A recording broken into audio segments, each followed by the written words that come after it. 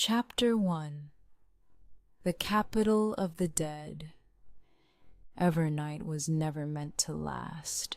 It was a test, a throne forged from desperation, a place where Jade first discovered what it meant to command death itself.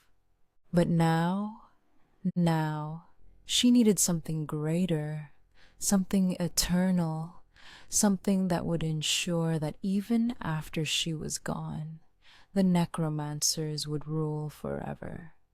So she built. She did not build with mortal hands. She did not gather architects, masons, laborers. She built with the dead. Her disciples dug deep, uncovering tombs, graves, bodies lost beneath centuries of ruin, forging a foundation made from the remains of those who never had a home in life. The capital rose slowly, its streets shaped from stones soaked in necrotic energy, its towers woven with souls, its halls designed not just as places to walk, but as prisons for the whispers of those forever bound to necromancy's grip. It was not a city. It was a mausoleum, a monument, a place where the very air trembled under the presence of the countless lives claimed by Jade and her necromancers.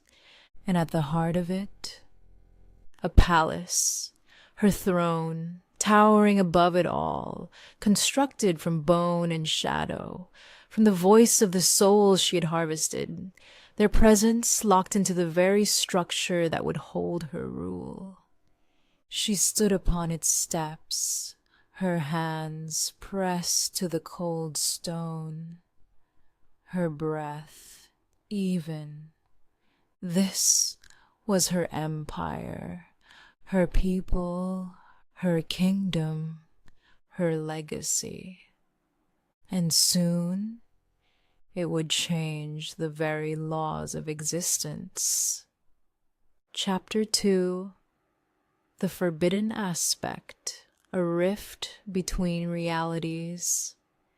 Jade was never satisfied. She had created a capital unlike any other, built with the bodies and souls of those she had claimed, shaped into something eternal.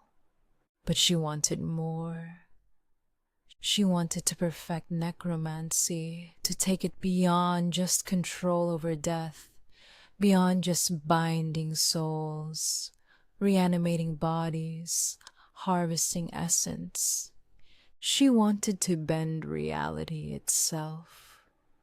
Her final experiment was never meant to be witnessed, a craft so forbidden, so unnatural, so immense that she kept it to herself, never teaching it, never allowing her disciples to even know what she was attempting.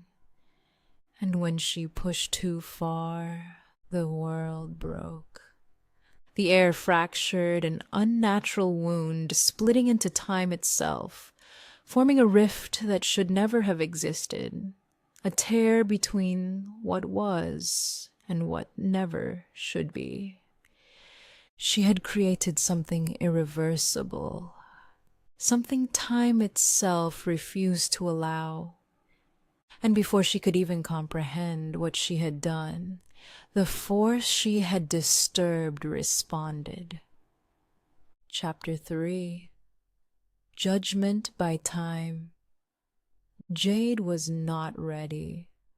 She had commanded death, controlled souls, shaped an empire of the lost. But time was not hers to wield.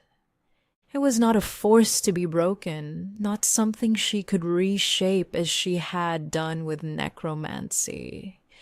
And when existence itself summoned her through the rift, tearing her from her throne, dragging her into the realm of the emissaries of the beginning, she understood one terrible truth. She had never truly been in control. The emissaries did not speak in judgment. They did not rage, did not curse her name, did not reprimand her actions. They simply acted as they always had. And her punishment? She would not be erased. She would not be killed. She would be forced into servitude, bound to time itself, stripped of her throne, her people, her kingdom. Jade, the high necromancer, ruler of the dead, would become an emissary, sworn to the very force she once sought to manipulate. She had no choice, because time did not ask. It simply made things right. Chapter 4: The New High Necromancer. Jade was gone.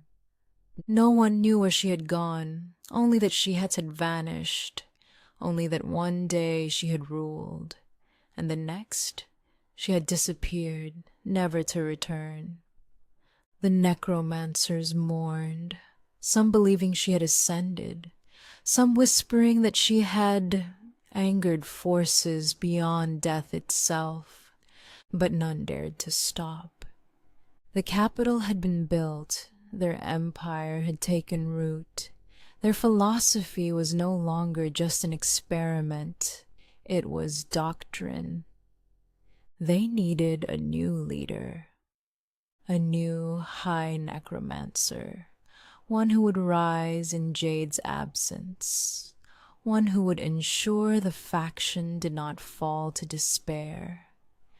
And the one who stood upon the throne, the one who would lead them into the war for the mountain, the one who would stand against Celeste in the battle that would shape Icarus forever. It was him. The one whose name would be feared, whose mastery over necromancy would become legendary, whose presence in the war for the mountain would mark the faction's greatest moment of power and its greatest fall. He sat upon the throne of bone, his fingers resting against the cold stone, his gaze piercing, his breath controlled.